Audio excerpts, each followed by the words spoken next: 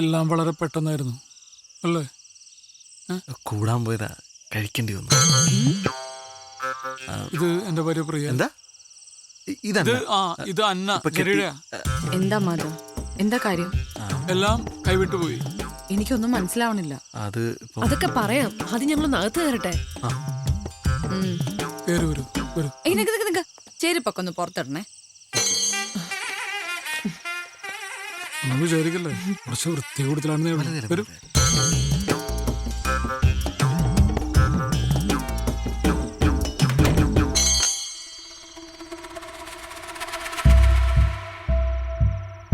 What have you done, Madhav?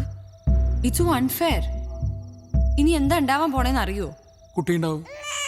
അല്ലെ കുട്ടി നന്നായി ആലോചിച്ചിട്ടാണ് നമ്മളുടെ ഒപ്പം വന്നിരിക്കുന്നത്. പക്ഷെ ഇത് വലിയ വിഷയമില്ല, നമുക്ക് സോൾവ് ചെയ്യാവുന്ന പ്രശ്നമുള്ളൂ. എങ്ങനെ സോൾവ് ചെയ്യുന്നാ പറയുന്നേ? എങ്ങനെ സോൾവ് ചെയ്യും? ഞങ്ങൾ വേണമെങ്കിൽ ഇവിടെ അടുത്തുള്ള ഏതെങ്കിലും ഹോട്ടലിലേക്കോ അല്ലെങ്കിൽ എന്റെ റൂമിലേക്കോ പോവായിരുന്നു അല്ലേ? ജെറി, ഇപ്പൊ നിങ്ങൾ ഇങ്ങോട്ട് വന്നോണ്ടല്ല ഞാൻ ഈ പറയുന്നേ. ഞാൻ പ്രാക്ടിക്കലായിട്ട് പറയാ. അതിന് ടെൻഷൻ ആവണ്ട. നമുക്ക് പോലീസിലൊന്ന് ഇൻഫോം ചെയ്തല്ലോ. പോലീസിനൊക്കെ അവർ അറിയിച്ചിട്ടുണ്ടോ? ആ ഫോണും തന്നെ.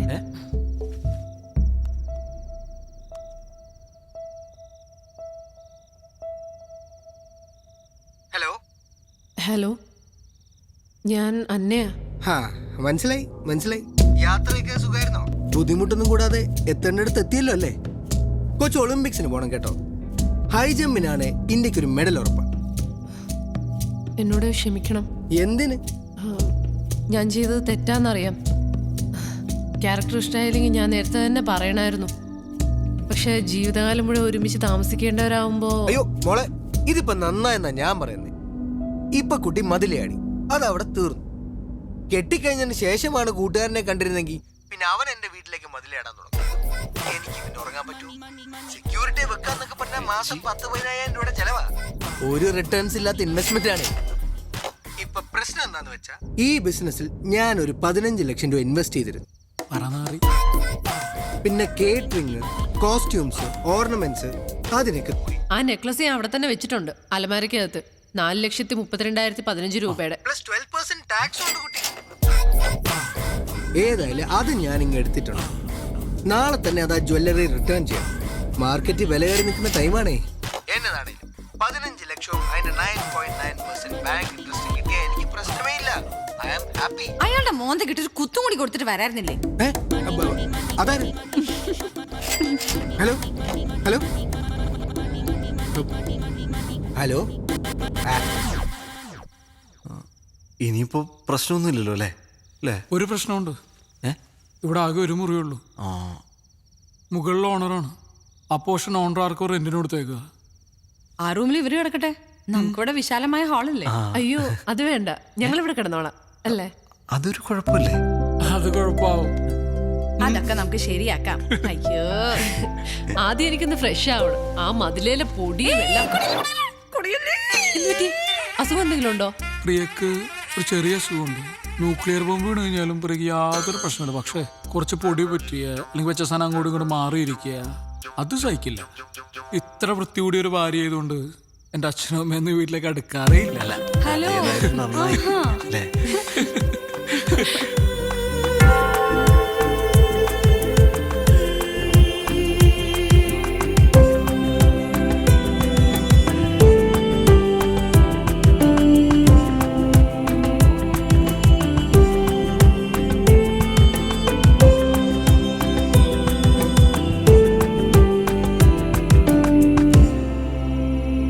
അവരെ വിളിച്ചോ? ചെറി, ടീഷർട്ട് കൊള്ളാലോ. സൂപ്പർമാൻ മാധവന്റെ.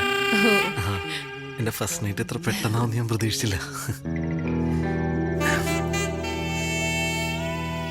ചെവിയായിട്ടൂടെ?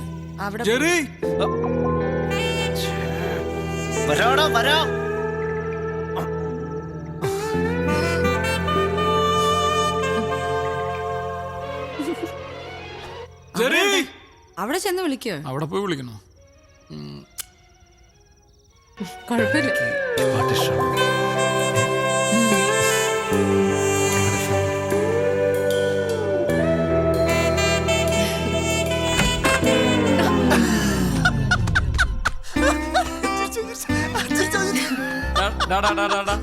മതി അഭിനയം മതി. Cake ready, cake ready. വാ വാ വാ. കേക്ക് അതിനാണ്. ചമ്മിപ്പോയി. ദേവം വരുമ്പോ വെറുതെ ചിരിച്ചോട്ടോ. ഓക്കെ വരണ്ട. നോക്ക് നോക്ക് നോക്ക്. ആ മനുഷ്യനായാലും ഇത്ര ആർത്തിയുടെ കാര്യമൊന്നും ഇല്ലാട്ടോ. മുറിക്ക് മുറിക്ക്. അതല്ല, ഇത് മുഴുവൻ എടുത്ത് നിന്റെ തലയിടുക വേണ്ടേ? Happy married life dear ones. Dark chocolate ആണേ.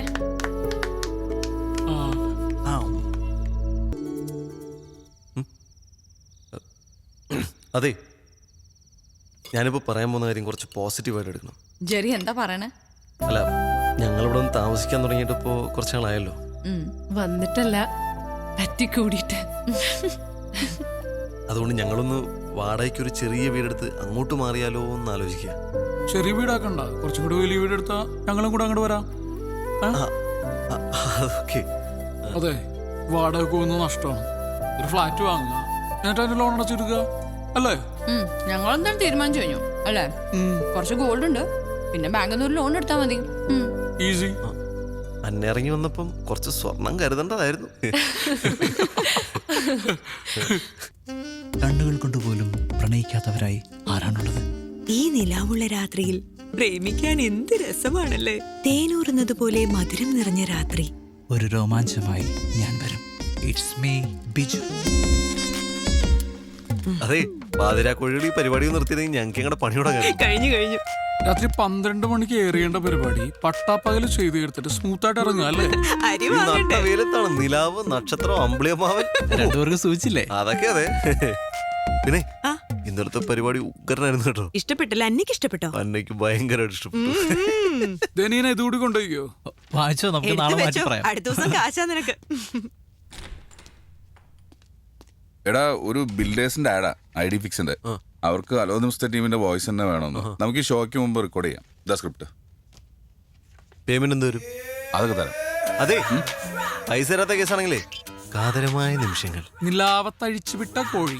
അവനെ കൊണ്ടങ്ങ് ചെയ്യിപ്പിച്ചാ മതി, ഞങ്ങൾ ചെയ്യില്ല. മക്കളെ, ഏട്ടൻ പൈസ തരാം, തരും. നിങ്ങൾ ചെയ്, സമയം കളയണ്ട, ചെയ്തോ. പിന്നെ 5, 10, 100 പറഞ്ഞ് പറയാൻ നിൽക്കരുത് കേട്ടോ. എന്താടാ തരാം. ഞാൻ പൈസ തരാത്ത പോലെ. നമ്മളെ വിറ്റ കാശ് അടയിലുണ്ട്.